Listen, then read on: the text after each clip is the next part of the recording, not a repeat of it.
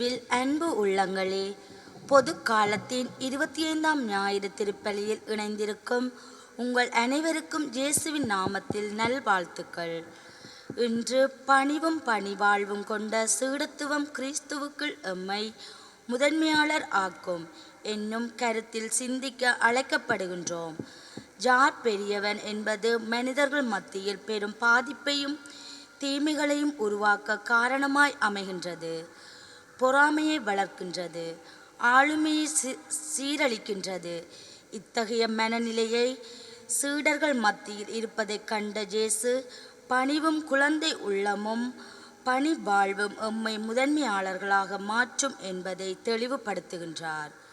எனவே பணிவும் தூய உள்ளமும் கொண்டவர்களாய் ஆசையை அறுத்து லட்சியம் நிறைந்து பணிவாழ்வை கொண்ட சீடர்களாய் வாழ வரம் கேட்டு பலியில் இணைவோம்.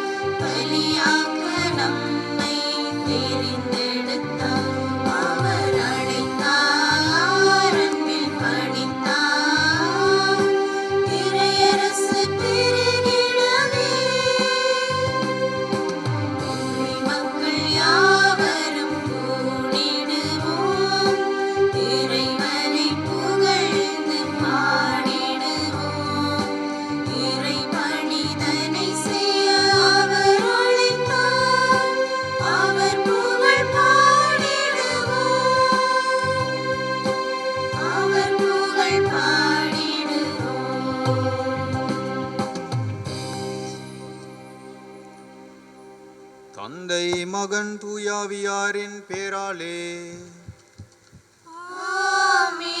நம் ஆண்டவராகிய இயேசு கிறிஸ்துவின் அருளும் கடவுளின் அன்பும் தூயாவியாரின் நட்புறவும் உங்கள் அனைவரோடும் இருப்பதாக.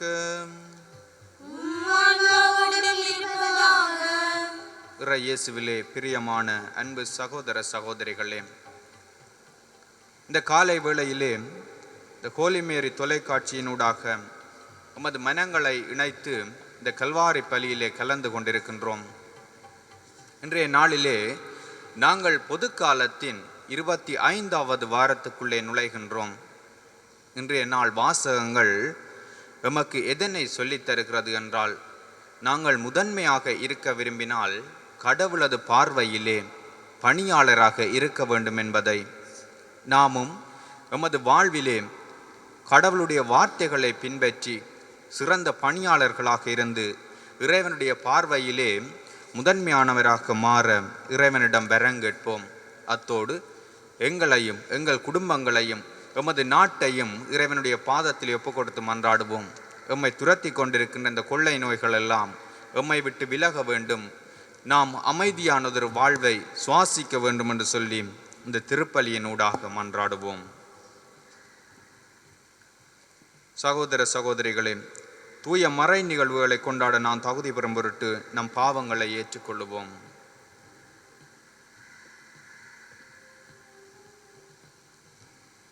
எல்லாம் வல்ல இறைவனிடமும் சகோதர சகோதரிகளே உங்களிடமும் நான் பாவியனை ஏற்றுக்கொள்கின்றேன்.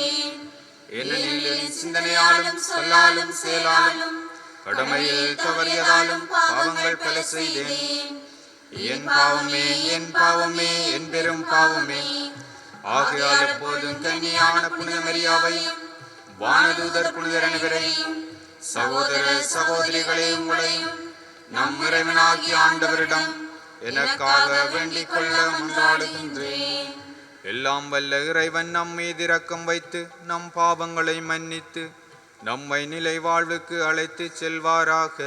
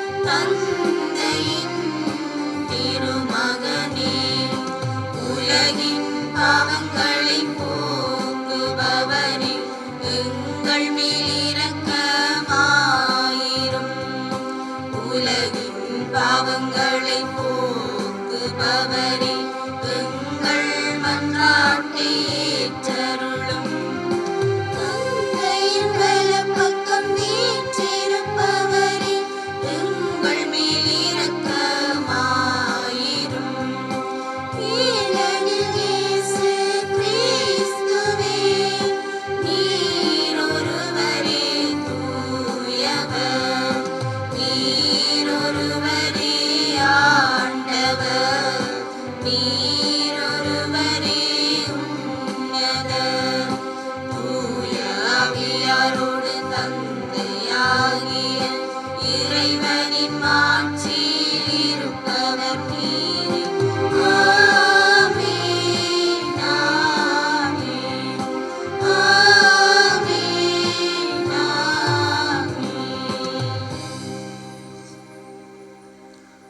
மன்றாடுவோமாக. இறைவா, உம்மையும் பிறரையும் அன்பு செய்வதில் திருச்சட்டத்தின் எல்லா கட்டளைகளும் அடங்கி இருக்க செய்தீரே. உம் கட்டளைகளை கடைப்பிடிக்க முடிவில்லா வாழ்வுக்கு வந்து சேரும் தகுதி பெற எங்களுக்கு அருள்வீராக. உம்மோடு தூயாவியார் நொன்றிப்பில் இறைவனா என்றென்றும் வாழ்ந்து ஆட்சி புரியும் எங்கள் ஆண்டவரும் திருமகனுமாகிய கிறிஸ்து வழியாக உம்மை மன்றாடுகின்றோம். முதல் வாசகம். இழிவான சாவுக்கு அவர்களை தீர்ப்பிடுவோம். சாலமோனின் ஞான நூலிலிருந்து வாசகம். பொல்லாதவர்கள் தங்களுக்குள் சொல்லிக் கொள்வதாவது, நீதிமான்களுடைய சொற்கள் உண்மையா என கண்டறிவோம், முடிவில் அவர்களுக்கு என்ன நிகழும் என ஆய்ந்தறிவோம். நீதிமான்கள் கடவுளின் மக்கள் என்றால் அவர் அவர்களுக்கு உதவி செய்வார், பகைவரிடமிருந்து அவர்களை விடுவிப்பார். அவர்களது கனிவினை கண்டுகொள்ளவும் பொறுமையை ஆய்ந்தறியவும் பசைமொழி கூறியும் துன்புறுத்தியும் அவர்களை சோதித்தறிவோம். இழிவான சாவுக்கு அவர்களை தீர்ப்பிடுவோம், ஏனெனில் தங்கள் வாய்மொழி அவர்கள் பாதுகாப்பு பெறுவார்கள். இது ஆண்டவர் வழங்கும் அருள்வாக்கு. இறைவனுக்கு நன்றி. உங்கள் பதிலாக என் கடவுள் என் வாழ்விற்கு ஆதரவாய் உள்ளோருடன் இருக்கின்றார்.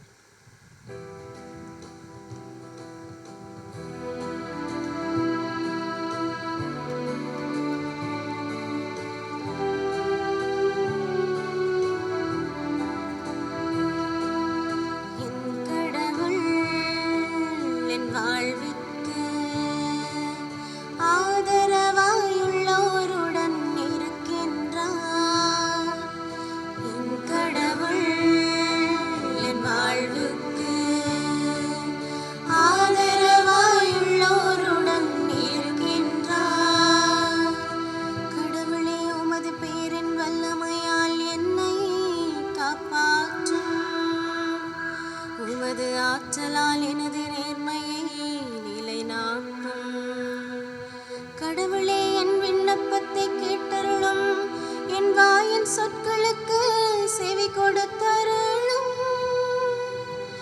என் கடவுள் என் வாழ்விற்கு ஆதரவாயுள்ளோருடன் இருக்கின்றார். ஏனெனில் சிறு குற்றோர் எனக்கு எதிராய் எழுந்துள்ளனர். கொடியவர் என் உயிரை பறிக்க பார்க்கின்றனர். அவர்கள் கடவுளை அறவே நினைப்பதில்லை. என் கடவுள் என் வாழ்வுக்கு ஆதரவாயுள்ளோருடன் இருக்கின்றார். இதோ கடவுள் எனக்கு துணைவராய் இருக்கின்றார். என் தலைவர் என் வாழ்விற்கு ஆதரவாயுள்ளோருடன் இருக்கின்றார். என் கடவுள் என் வாழ்வுக்கு ஆதரவாயுள்ளோருடன் இருக்கின்றார். தன்னார்வத்தோடு உமக்கு பலி செலுத்துவேன். ஆண்டவரே, உமது பேருக்கு நன்றி செலுத்துவேன். இதுவே நன்று. என் கடவுள் என் வாழ்வுக்கு ஆதரவாயுள்ளோருடன் இருக்கின்றார். என் கடவுள் என் வாழ்வுக்கு ஆதரவாயுள்ளோருடன் இருக்கின்றார். இரண்டாம் வாசகம். அமைதி ஏற்படுத்துவோர் விதைத்த அமைதி என்னும் விதையிலிருந்து நீதி என்னும் கனி விளைகிறது. திருத்துதர் யாக்கோப்பு எழுதிய திருமுகத்திலிருந்து வாசகம். அதிகாரம் 3 வசனங்கள் 16 தொடக்கம் அதிகாரம் 4 வசனங்கள் 3 முடிய. அன்புக்குரியவர்களே, பொறாமையும் கட்சி மனப்பான்மையும் உள்ள இடத்தில் குழப்பமும் எல்லா கொடும் செயல்களும் நடக்கும். விண்ணிலிருந்து வரும் ஞானத்தின் தலையாய பண்பு அதன் தூய்மையாகும். மேலும் அது அமைதியை நாடும், பொறுமை கொள்ளும், இணங்கி போகும் தன்மையுடையது, இரக்கமும் நற்செயல்களும் நிறைந்தது, நடுநிலை தவறாதது, வெளிவேடமற்றது. அமைதி ஏற்படுத்துவர் விதைத்த அமைதி என்னும் விதையிலிருந்து நீதி என்னும் கனி விளைகிறது. உங்களுடைய சண்டை சச்சரவுகள் ஏற்பட காரணம் என்ன? உங்களுக்குள்ளே போராடி கொண்டிருக்கும் சிற்றின்ப நாட்டங்கள் அல்லவா? நீங்கள் ஆசைப்படுவது கிடைக்காததால் கொலை செய்கிறீர்கள், பேராசை கொள்கிறீர்கள். அதை பெற முடியாததால் சண்டை சச்சரவுகள் உண்டாக்குகிறீர்கள். அதை நீங்கள் ஏன் பெற முடிவதில்லை? நீங்கள் கடவுளிடம் கேட்பதில்லை. நீங்கள் கேட்டாலும் ஏன் அடைவதில்லை? ஏனெனில் நீங்கள் தீய எண்ணத்தோடு கேட்கிறீர்கள், சிற்றின்ப நாட்டங்களை நிறைவேற்றவே கேட்கிறீர்கள். இது ஆண்டவர் வழங்கும் அருள்வாக்கு.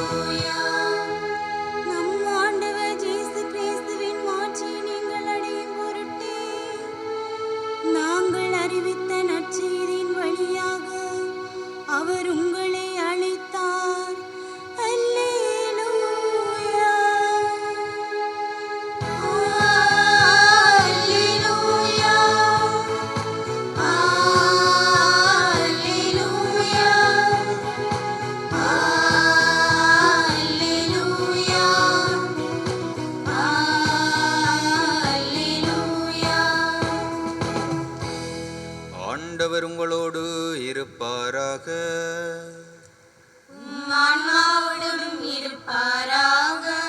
மார்க்கு எழுதிய தூய நற்செய்தியிலிருந்து வாசகம். அதிகாரம் 9, இறைவசனங்கள் 30 தொடங்கி 37 முடிய.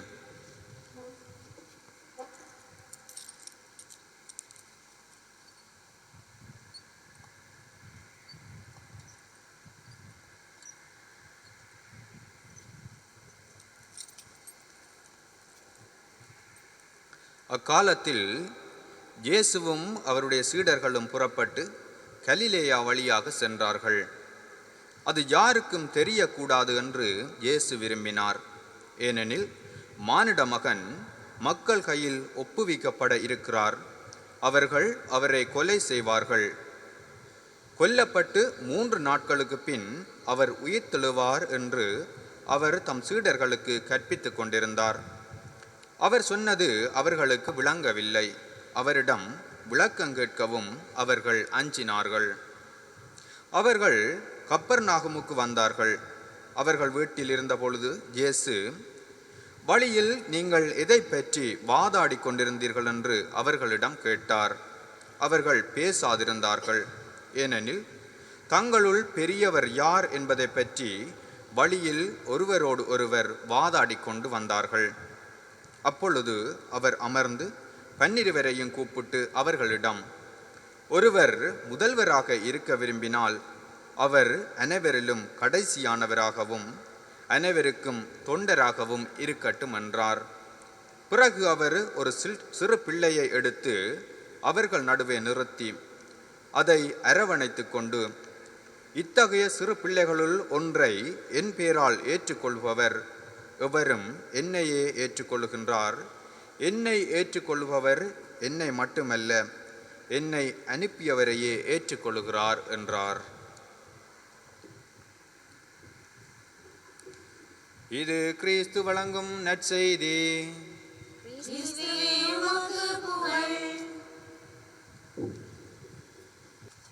ஒருவர் முதல்வராக இருக்க விரும்பினால் அவர் அனைவரிலும் கடைசியானவராகவும் அனைவருக்கும் தொண்டராகவும் இருக்கட்டும்.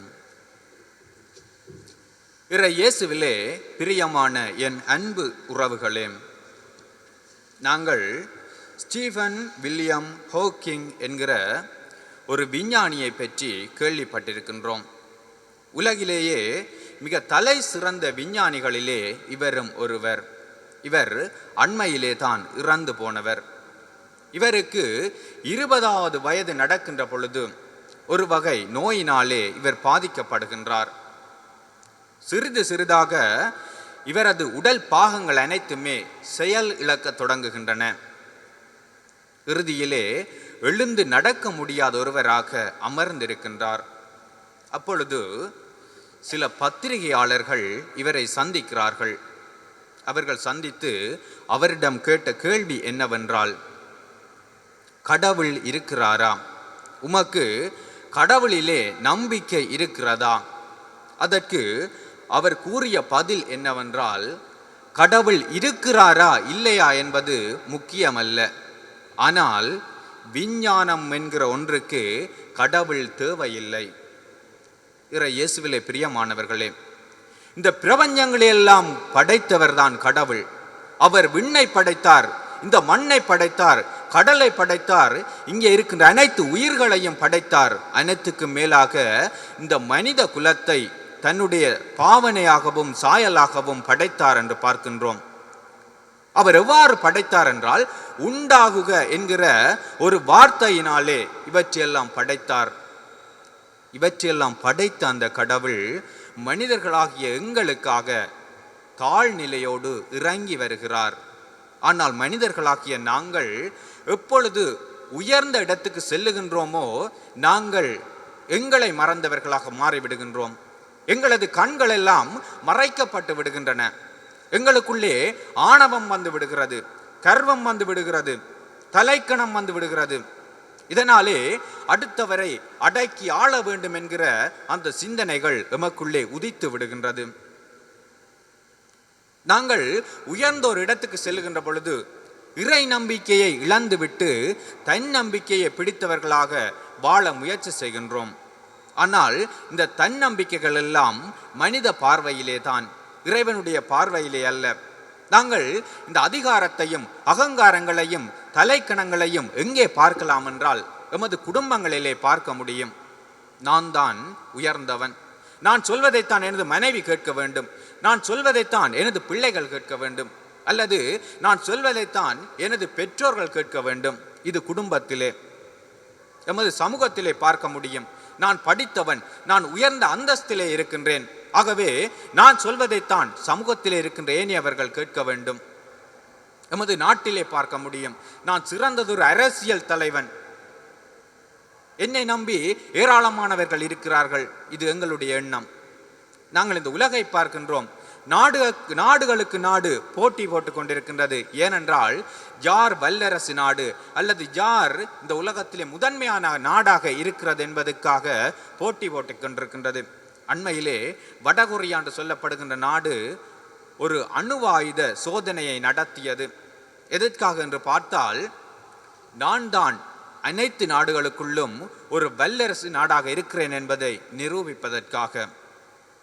இவை அனைத்தையும் நான் ஏன் சொல்லுகிறேன் என்றால், மனித கண்ணோட்டத்திலே நாங்கள் பதவிகளையும் பட்டங்களையும் வைத்துக்கொண்டு உயர்ந்தவர்களாக நினைத்து கொண்டிருக்கின்றோம்.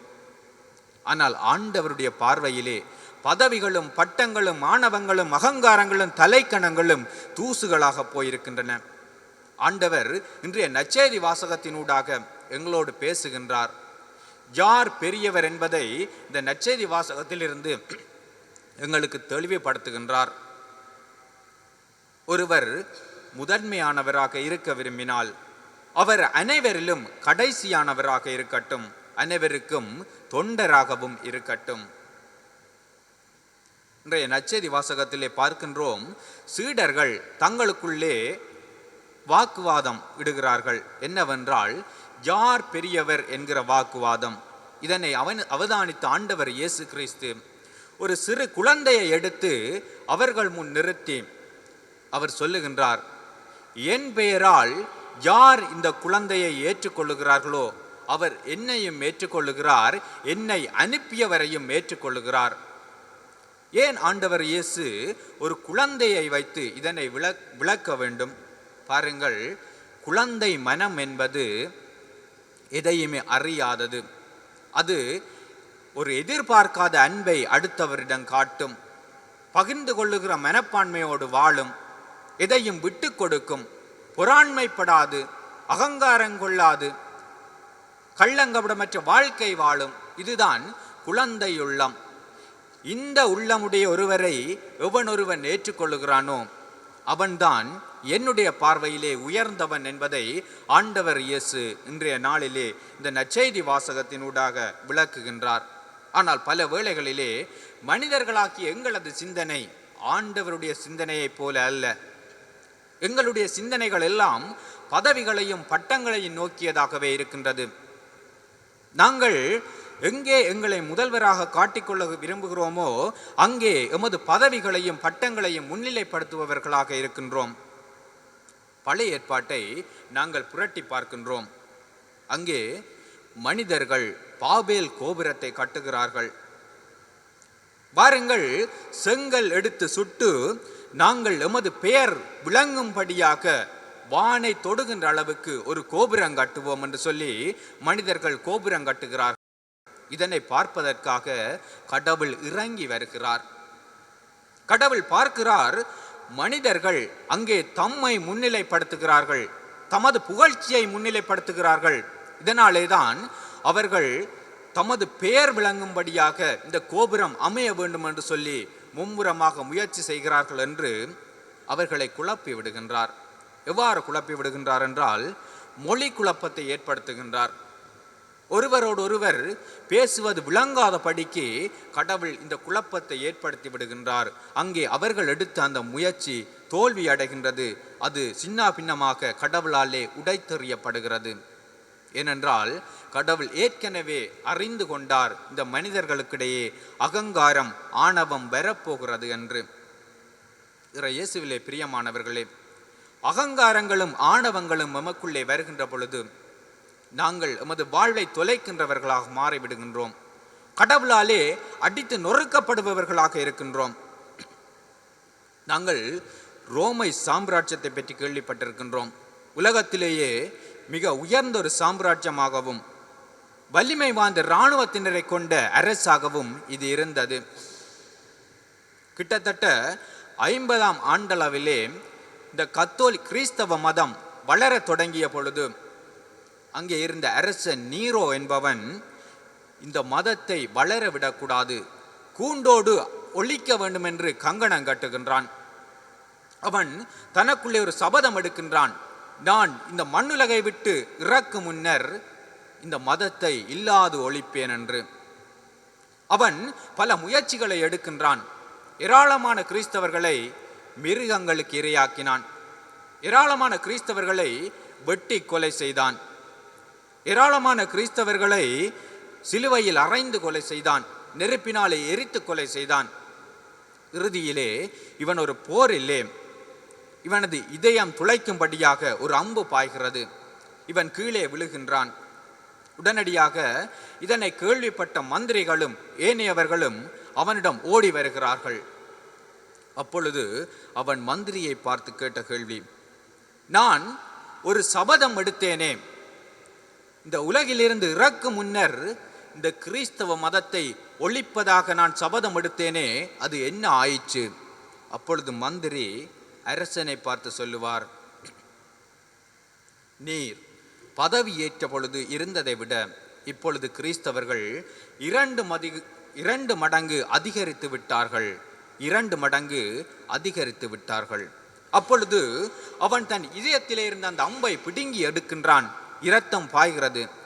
அந்த இரத்தத்தை எடுத்து வான் நோக்கி எறிந்தவனாக கத்தினானாம், நசரேனூர் இயேசுவே நீரே வெற்றி கொண்டீர், நசரேனூர் இயேசுவே நீரே வெற்றி கொண்டீர். ஆம், இறை இயேசுவிலே பிரியமானவர்களே, எங்களுடைய அகங்காரங்களும் ஆணவங்களும் தலைக்கணங்களும் இறைவனுக்கு முன்பு தூசுகளாக போயிருக்கின்றன. எங்களது அகங்காரத்தாலே நாங்கள் இறைவனது மனதை வென்று கொள்ள முடியாது. ஆண்டவர் எங்களிடம் எதனை எதிர்பார்க்கின்றார் என்றால், தாழ்மையான உள்ளத்தோடு நாங்கள் வர வேண்டும். அடுத்தவரை ஏற்றுக்கொள்ளுகின்ற மனப்பான்மையை எங்களுள்ளே வளர்த்து கொள்ள வேண்டும். சிறு குழந்தைகளைப் போல எங்களது மனம் மாற வேண்டும். அவ்வாறு வாழுகின்ற பொழுதுதான் நாங்கள் இறைவனுடைய பார்வையிலே விலையேறப்பெற்றவர்களாகவும் மதிப்புள்ளவர்களாகவும் முதன்மையானவர்களாகவும் வாழ முடியும். எனவே நாங்கள் இன்றைய நாளிலே இந்த இறைவார்த்தைக்காக இறைவனுக்கு நன்றி கூறுவதோடு இந்த இறைவார்த்தையை நாங்கள் வாழ்வாக்க முயற்சி செய்வோம். நாங்கள் வாழ்வாக்குகின்ற பொழுது நிச்சயமாக இறைவனுடைய பார்வையிலே விலையேற பெற்றவர்களாகவும் முதன்மையானவர்களாகவும் மாறுவோம். எமது விசுவாசத்தை அறிக்கையிடுவோம்.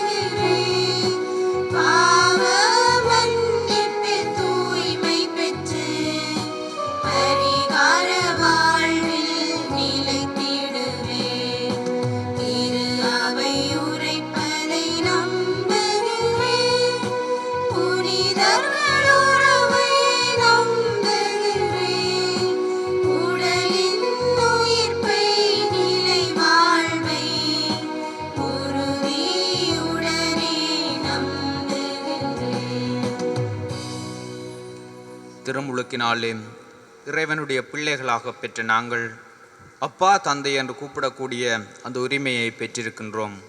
அந்த உரிமையோடு நாங்கள் எமது விண்ணக தந்தையிடம் தேவைகளை ஒப்பு கொடுத்து மன்றாடுவோம். திரு அவைக்காக மன்றாடுவோம்.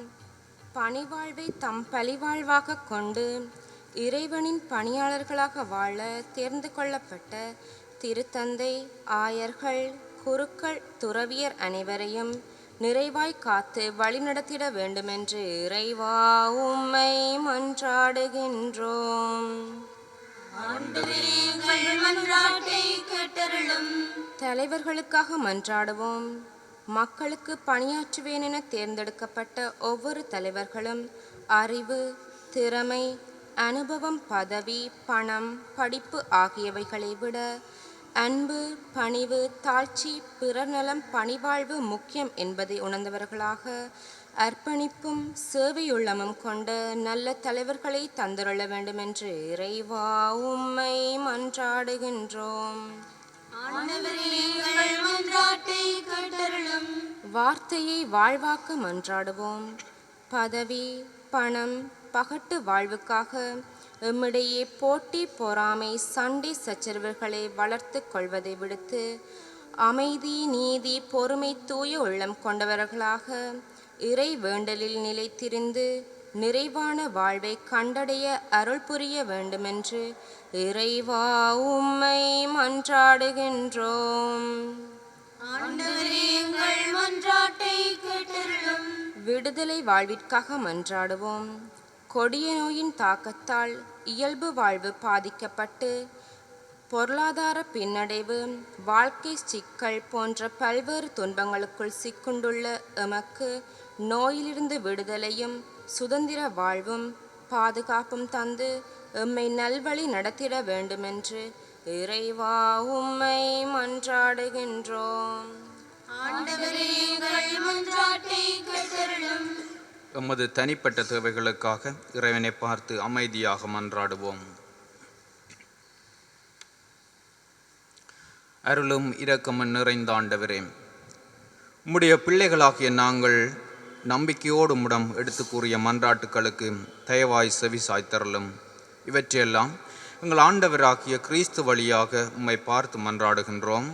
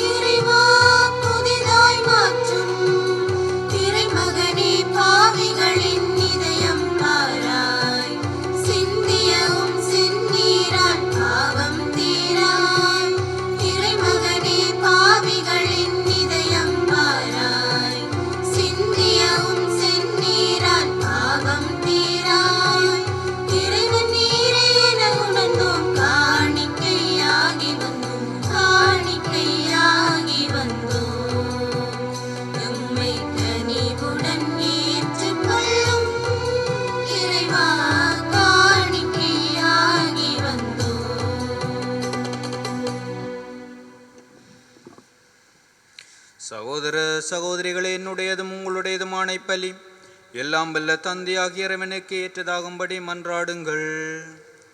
ஆண்டவர் தமது பேரின் புகழ்ச்சிக்காகவும் ஆட்சிக்காகவும் நமது நன்மைக்காகவும் புனித திரு அவை அனைத்து நலனுக்காகவும் உமது கையிலிருந்திருப்பலை ஏற்றுக்கொள்வாராக.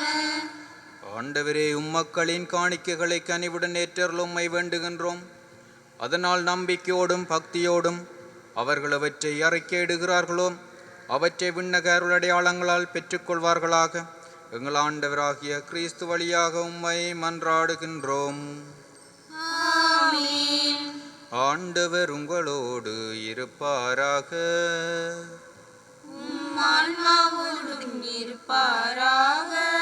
இதயங்களை மேலே எழுப்புங்கள்.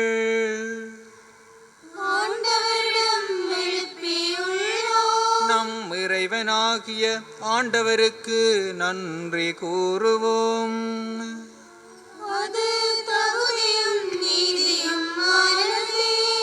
ஆண்டவரே, தூயவரான தந்தையே, என்று முளையெல்லாம் வல்ல இறைவா, எந்நாளும் இவ்விடத்திலும் நாங்கள் உமக்கு நன்றி செலுத்துவது மெய்யாகவே தகுதியின் நீதியுமாகும். எங்கள் கடமையும் மீட்புக்குரிய செயலுமாகும். அழிவுக்குரிய மனிதருக்கு உமது இறையல்பின் ஆதரவை அளிக்கின்றீர். மேலும் மனிதனின் சாகுந்தன்மையை பிணிபோக்கும் மருந்தாக பயன்படுத்தி நாங்கள் எவ்வாறு அழிவிற்றோமோ அவ்வாறு எங்கள் ஆண்டவராகிய கிறிஸ்து வழியாக எங்களுக்கு மீட்பு அளிக்கின்றீர். இவை அனைத்தாலும் அளவற்ற மாட்சி உமக்கே உரியது என்பதை உணர்கின்றோம். அவர் வழியாகவே உமது மாண்பை வானதூதர்களின் அணிகள் வழிபடுகின்றன. உமது திருமுன்னெக்காலத்துக்கும் மகிழ்கின்றன. அவர்களோடு எங்கள் குரலையும் சேர்த்து கொள்ளுமாறு நாங்களும் உம்மை தாழ்மையுடன் இறைஞ்சி புகழ்ந்து அக்களிப்புடன் பாடுவதாவது: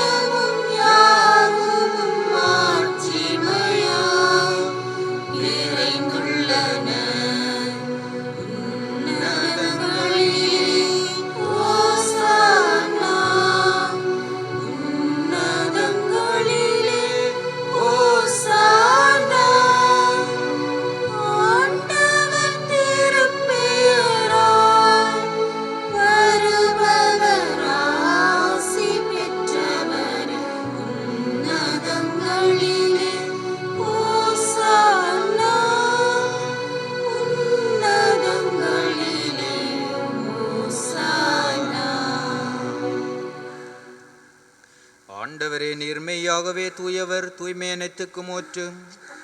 ஆகவே உம்முடைய ஆவியை பொழிந்தி காணிக்கைகளை தூய்மைப்படுத்த உம்மை வேண்டுகின்றோம்.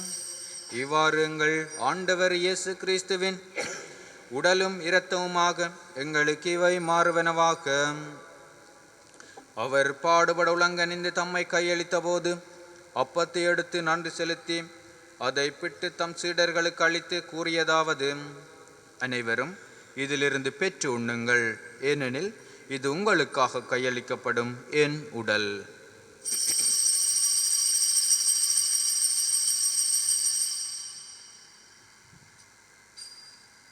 அவ்வண்ணமே இரவு விருந்தை அருந்திய பின் கிண்ணத்தையும் எடுத்து மீண்டும் உமக்கு நன்றி கூறி தம் சீடர்களுக்கு அளித்து அவர் கூறியதாவது: அனைவரும் இதிலிருந்து பெற்று பருகுங்கள், ஏனெனில் இது புதிய நிலையான உடன்படிக்கைக்குரிய என் இரத்தத்தின் கிண்ணம்.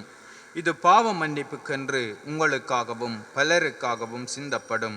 இதை என் நினைவாகச் செய்யுங்கள்.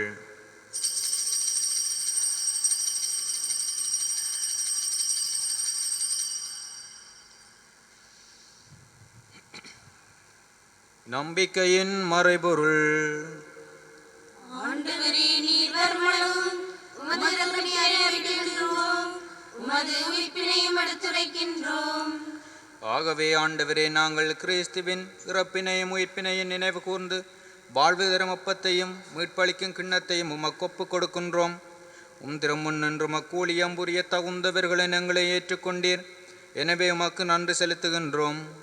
மேலும் கிறிஸ்துவின் உடலிலும் இரத்தத்திலும் பங்கு கொள்ளும் எங்களை தூயாவியார் ஒன்று சேர்க்க வேண்டுமென உம்மை தாழ்மையுடன் மன்றாடுகின்றோம்.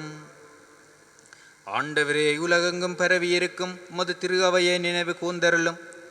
எங்கள் திருத்தந்தை பிரான்சிஸ், எங்கள் ஆயர் ஜஸ்டின் ஞான பிரகாசம், எல்லா திருநிலையினராகிய அனைவரோடும் உமது திரு அவை அன்பில் நிறைவு பெறச் செய்தருளும். மேலும் உயிர்த்தெழும் எதிர்நோக்குடன் துயில் கொள்ளும் எங்கள் சகோதரர் சகோதரிகளையும் இறந்தோர் அனைவரையும் இரக்கத்துடன் நினைவு கூர்ந்து உமது திருமுகொழியினுள் ஏற்றருளும். அனைவர் மீதும் இரக்கமாயிரும். கடவுளின் கன்னித்தாயான புனித மெரியா, அவருடைய கணவரான புனித யோசேப்பு, புனித திருத்தூதர்கள், இவ்வுலகில் உமக்கு வந்தவராயிருந்தோர் ஆகிய புனிதர் அனைவருடனும் நாங்கள் நிலை வாழ்வில் பங்கு கொள்ளும் தகுதி பெற்று திருமகன் இயேசு கிறிஸ்து வழியாக உம்மை புகழ்ந்தேத்தும் பெறமெருள உம்மை மன்றாடுகின்றோம்.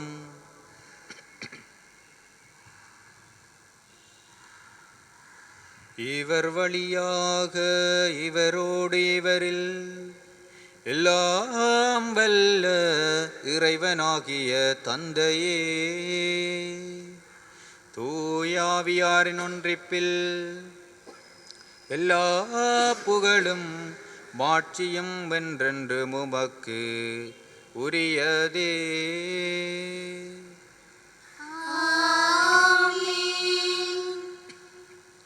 மீட்பரின் கட்டளையால் கற்பிக்கப்பட்டு இறை படிப்பினால் பயிற்சி பெற்று நாம் துணிந்து சொல்லுவோம். விண்ணுலகில் இருக்கிற எங்கள் தந்தையே, உமது பெயர் தூயதென போற்றப்படுக. உமது ஆட்சி வருக. உமது திருவுளம் விண்ணுலகில் நிறைவேறுவது போல மண்ணுலகிலும் நிறைவேறுக. எங்கள் அன்றாட உணவை இன்று எங்களுக்கு தாரும். எங்களுக்கு எதிராக குற்றம் செய்வோரை நாங்கள் மன்னிப்பது போல எங்கள் குற்றங்களை மன்னியும். எங்களை சோதனைக்குட்படுத்தாதேயும், தீமையிலிருந்து எங்களை விடுவித்தருளும். ஆண்டவரே, தீமையனத்திலிருந்து எங்களை விடுவித்து எங்கள் வாழ்நாளில் அமைதியை கனிவுடன் அருள உம்மை மன்றாடுகின்றோம். உமது இரக்கத்தின் உதவியால் நாங்கள் பாவத்தில் இருந்த போதும் விடுதலை பெற்று யாதொரு கலக்கமும் இன்றி நலமாயிருப்போமாக. நாங்கள் எதிர்நோக்கி இருக்கும் பேரின்பத்துக்காகவும் மீட்பராகிய இயேசு கிறிஸ்துவின் வருகைக்காகவும் காத்திருக்கின்றோம்.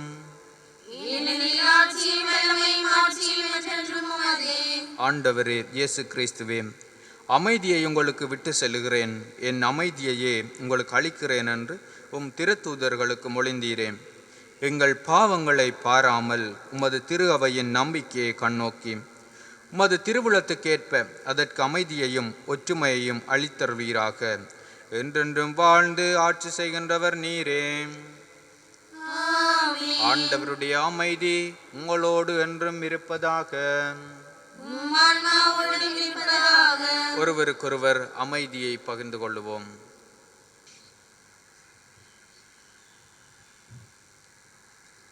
உலகின் பாவங்களை போக்கும் இறைவனின் செம்மறியே, எங்கள் மேல் இரக்கமாயிரும்.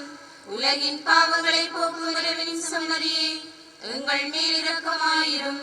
உலகின் பாவங்களை போக்கும் இறைவனின் செம்மறியே, எங்களுக்கு அமைதியை அளித்தருளும்.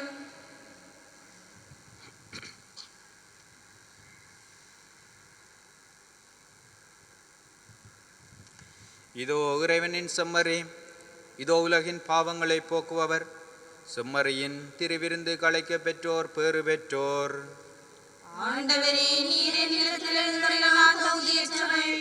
ஆனால் ஒரு வார்த்தை மட்டும் சொல்லியருளும், எனது ஆன்மா நலமடையும்.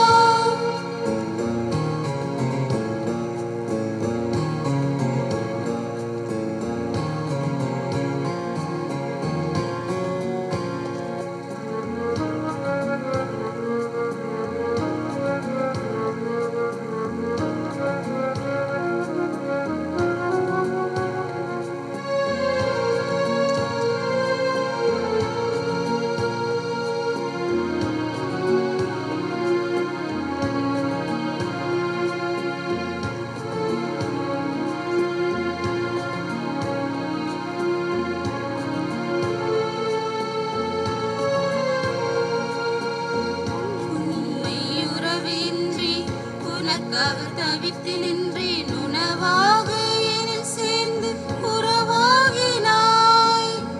உலகம் பெரிதென்று உயர்வாக நினைத்திருந்தேன், உறவொன்றே பெரிதென்று அமுதூட்டினாய்.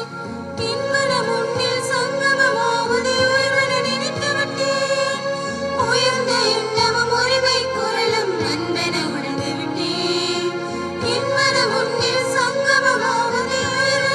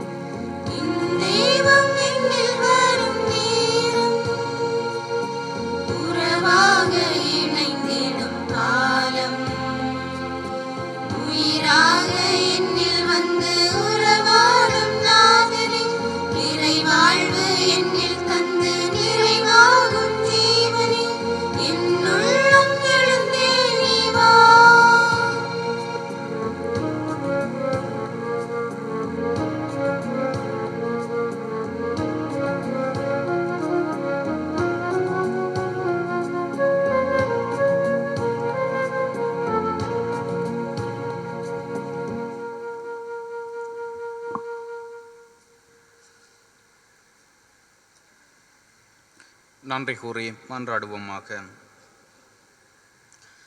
ஆண்டவரையும் அருளடையாளங்களால் புத்திர் பெற்றங்களுக்கு உமது இடையராத உதவியை கனிவுடன் என்று மருள்வீராக. அதனால் மீட்பின் பயனை மறை நிகழ்வுகளிலும் அன்றாட வாழ்விலும் பெற்றுக்கொள்வோமாக. எங்கள் ஆண்டவராகிய கிறிஸ்து வழியாக உம்மை மன்றாடுகின்றோம். ஆண்டவர் உங்களோடு இருப்பாராக. எல்லாம் வல்ல இறைவன் தந்தை, மகன், தூய ஆவியார் உங்களை ஆசீர்வதிப்பாராக. இறைவனுக்கு அன்பு பணிபுரிய சென்று வாருங்கள். திருப்பலி நிறைவேறிற்று. இறைவனுக்கு நன்றி.